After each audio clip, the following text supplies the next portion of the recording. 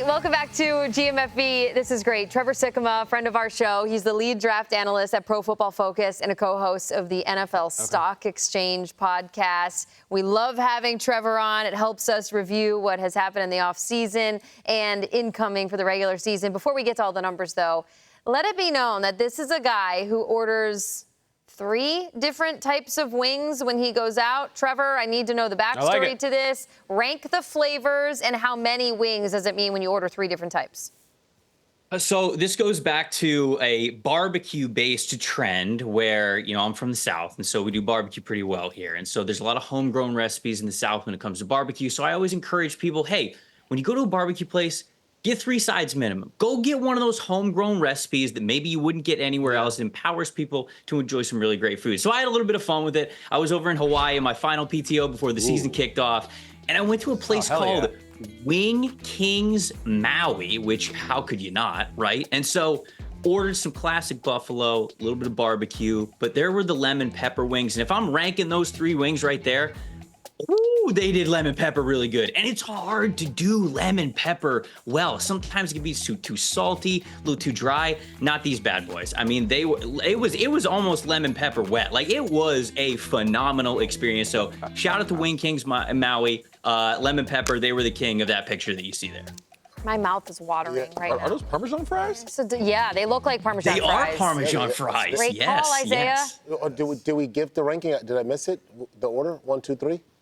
Lemon pepper was number 1. I'd say the buffalo was 2 on that plate, and then the barbecue is number 3. That's how it ranked. Okay, all right. Okay, good to know. Delicious. I love it.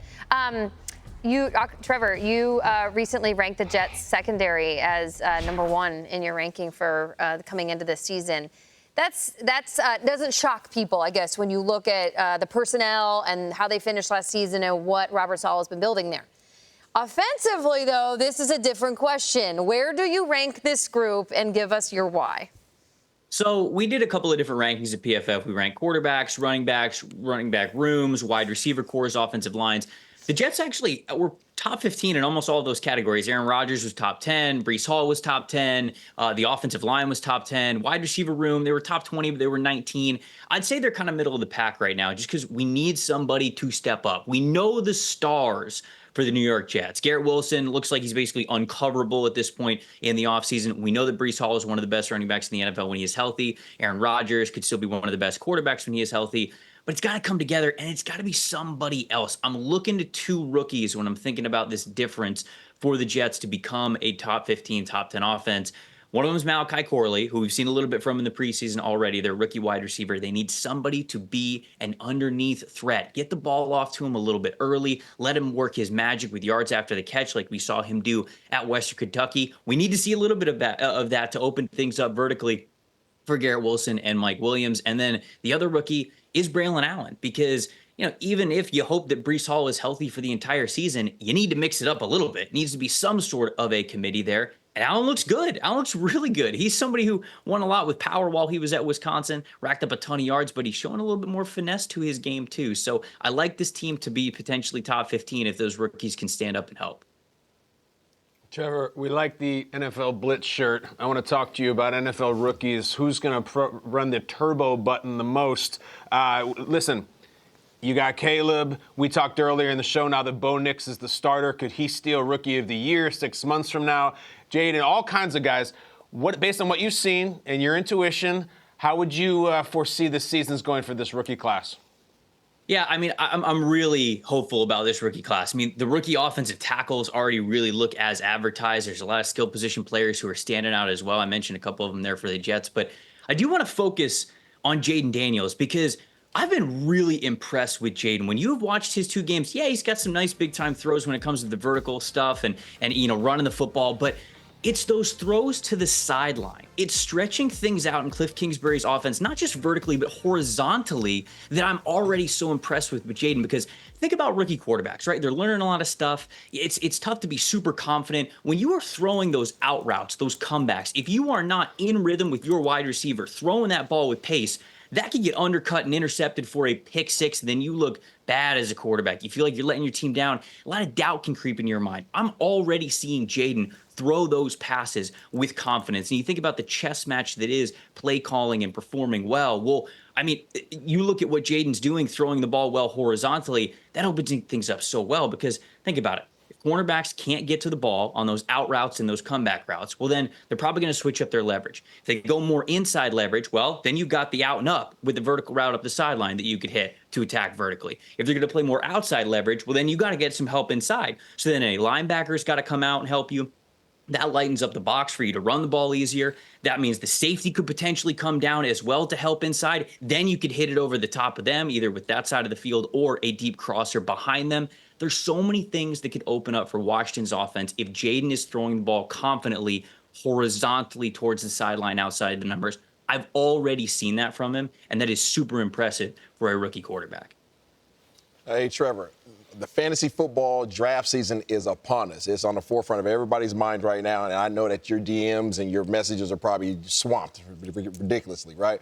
But what is going on at PFF in regards to fantasy right now? Yeah, man, everything. I mean, we got the expert rankings. It's beyond just the draft stuff. If you haven't drafted yet, you can link it up with your league in the mock draft simulator over at pff.com. But even beyond that, we're going to help you dominate your league with all the trends, the expert analysis, where our data is saying these players are going. You check all that great stuff out over at pff.com if you get a PFF Plus subscription.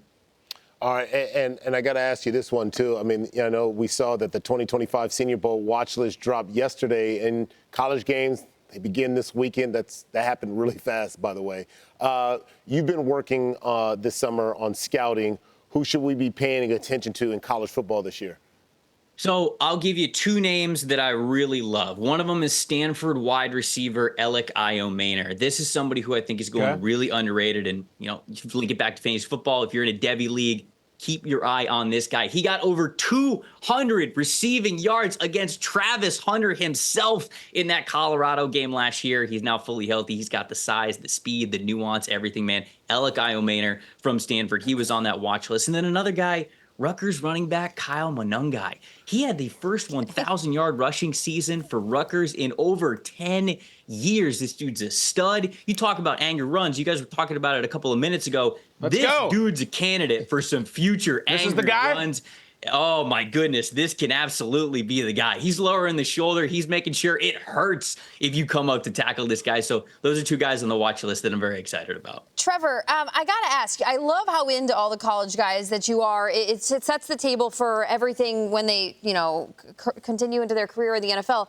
But give us some insight. This is because you are engaged to be married to a college football studio host and sideline reporter. You're married. Okay, this is my question. Did you get married? Because you guys, do you know the story? Mike Leach, God rest his soul, gave your fiance wife, now Alyssa Lang, advice 2 years ago. Tell the story because I love it, and I think football fans need to hear this.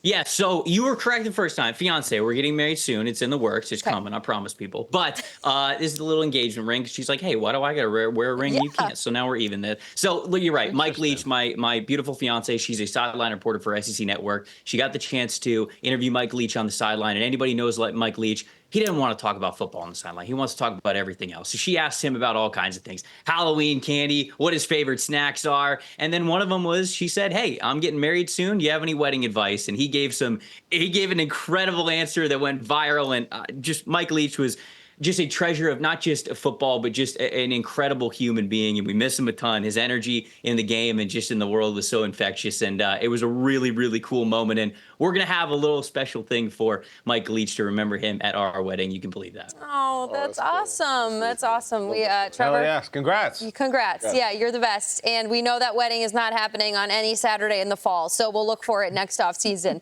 as the Sikkema Lang reunion is busy during football season. Trevor, thanks. We'll talk to you in a little bit. Thanks, guys. Appreciate it. Anytime. Absolutely. Akbar, we have a surprise for you in the next segment. Oh, really? Yes, we do. Oh, wow. Yes.